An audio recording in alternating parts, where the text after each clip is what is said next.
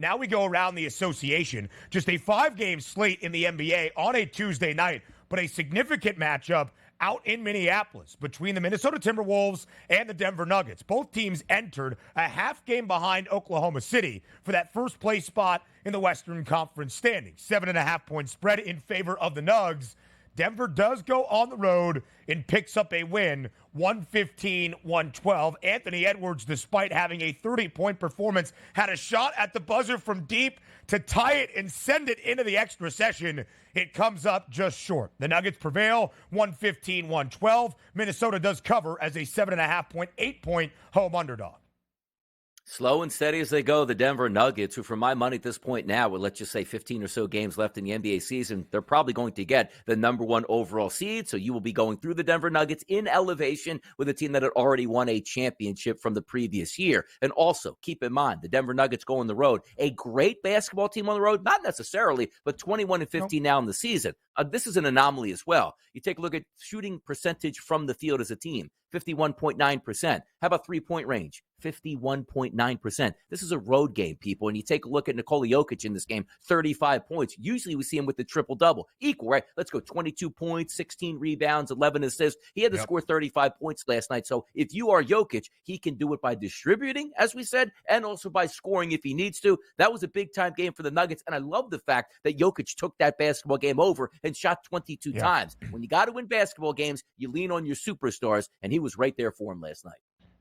Still a double-double for Nikola Jokic, 35 points, 16 boards, going over both his points prop, that was 26.5, and his rebounding number entering last night in the Twin Cities. No Karl Anthony Towns, of course, for Minnesota. 11.5 was that number. Anthony Edwards, after dunking all over John Collins to start off this week, backs it up with a 30-point performance over his points prop of 28.5. So as we look at the stars for last night, we still look at what it means for the Western Conference race. Denver with the victory. They do not cover. Now 11-15-1 against the spread as a road favorite this year. Minnesota's been a dog without Cat in 5 of their last 7 games. 3-2 against the number. 2 victories outright. The Nuggets now move up into the first place spot alongside Oklahoma City. And now Minnesota falls back to a full game disadvantage behind both Denver and OKC. The Nuggets, we have started to see, Donnie, the positive market movement for Denver as we get closer and closer to the end of a regular season and to the playoffs. Denver now half the price of the Clippers. LA, the second best number. Denver, the favorites by themselves, plus 140. Then you see the Clips at plus 280. Then a pretty big drop-off, nearly $5 to the Thunder at plus 750. Then there's the Timberwolves at 11-1. Yeah, and you're trying to line this up to see how it finishes, because I just told you, I think the Denver Nuggets now a game are actually tied at the top of the standings here with OKC. You trust that pedigree, right? And it's not as if OKC is playing bad basketball, Ben. 7-3 in their last 10. It's just that the Denver Nuggets are doing their, we're going to win 8 out of every 10 games here down the stretch. Good luck with that. But the Minnesota Timberwolves still only a game back technically of first place. But the good part about the Timberwolves is you're not going to get on that slippery slope, right? Let's just say the top 6 was, between 3.5 to 4 games between all of those teams. That's not the case. So while you're trying to get Karl Anthony Towns back on the basketball court, a healthy Rudy Gobert, you have some breathing room between that 3 and 4 seed, which is the Clippers, which they have a 4-game lead on, really talking about the Minnesota Timberwolves. So still some time to get it together, but you're not going to hit that free fall that goes, oh no, man, because the locker room psyche at that, boy, I thought we had the number 1 seed. How do we wind up at the 5th or 6th seed at this point? I don't think that's going to happen. So there is some saving grace for the Timberwolves if they can get healthy down the stretch, hang on to that top 3 and still maybe do some damage in the Western Conference. Despite a loss on its home floor, they did cover as that 8-point home dog. The market has actually worked in Minnesota's favor as of this Wednesday morning. That 10-1 number now plus 950. The Suns at 11-1. The Clippers, by the way, 6-8 since the All-Star break. Only 4 covers in that 14-game span as well. The Clippers doing that thing that makes you question their overall optimistic outlook for a true conference contending run come the postseason. The Mavericks are playing really good basketball as of late, and the Mavericks go on the road last night to San Antonio and pick up another win. Now, they were a 9-point road favorite in this Texas tilt, 113-107. Dallas does not cover, but the Mavericks have now won 6 of their last 7 games, and they have covered in 6 of those 7 games as well. Yeah, and you're taking a look at what's going to work for them. And these are some of the games that I really like. And you say, well, they're supposed to really beat down the San Antonio Spurs. That should be a given here. But you take a look at Kyrie Irving, 13 of 21 for the floor, 28 points overall. But they still won this basketball game, which typically they may have lost in the past because Luka Doncic, who's been unbelievable the past month, played 40 minutes, Ben. He shot 6 of 27 from the floor, which included 2 of 11 from three-point range and only finished with 18 points. That's a game in the past that even against lower competition, the Mavericks would have lost. We don't need to see Kyrie and Luka both get 30 just to put them in ball games anymore. Good win by the Mavericks, and also keep in mind, it's not about style points here late in the season. Just pick up victories and keep moving forward. Keep yourself out of that play-in tournament. 16 dimes and 10 boards for Luka Doncic. Yet another triple-double following the All-Star break. The Mavericks, by the way, have now gone under in 5 of their last 7 games. As we get closer to the postseason, you're going to start to see that trend emerge. When teams are playing more important basketball and playing their best basketball, some of those lofty NBA totals tend to stay under. 234.5 was the total last night in San Antonio. It does stay under. The Spurs have covered in 8 of their last 11 games. Victor Wembanyama last night for San Antonio, 12 points, 11 boards, and 6 blocks, but the Spurs overall just 15 and 54 throughout Wembanyama's rookie campaign in the NBA. A number that stood out to both of us, Donnie, last night, the New Orleans Pelicans, a 7.5-point strong road favorite in Brooklyn against the Nets.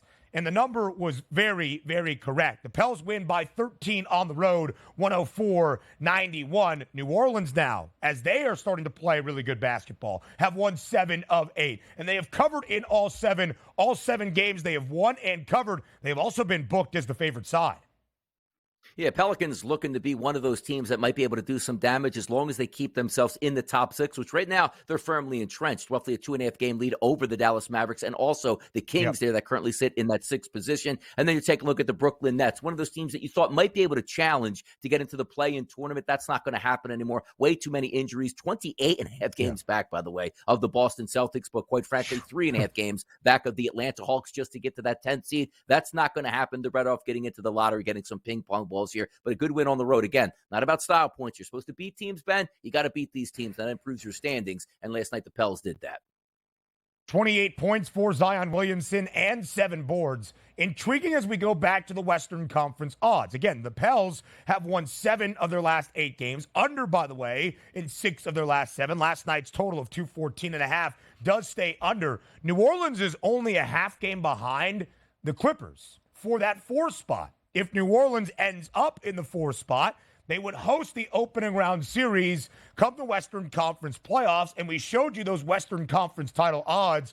New Orleans is at 34-1 right now and might have home floor advantage in the opening round of the postseason. I say that, Donnie, not thinking New Orleans is going to surpass Denver, L.A., maybe even the Oklahoma City Thunder or the T-Wolves, but when you have a home team in an opening round playoff series at a 34-1 price, there could be some profitability by the time you get to the postseason.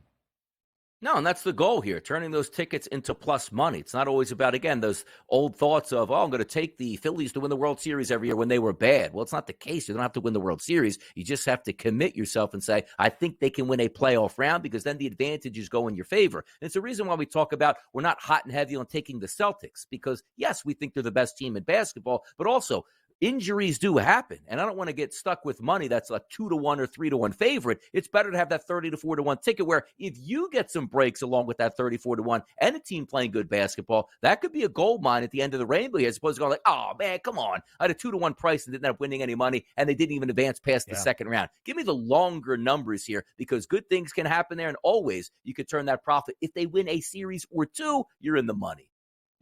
The Pelicans in that 5th spot in the Western Conference, a half game behind the team in the 4th spot. That would be the Clippers. The Orlando Magic in the 5th spot in the Eastern Conference, a half game behind the team in the 4th spot. That would be the New York Knicks.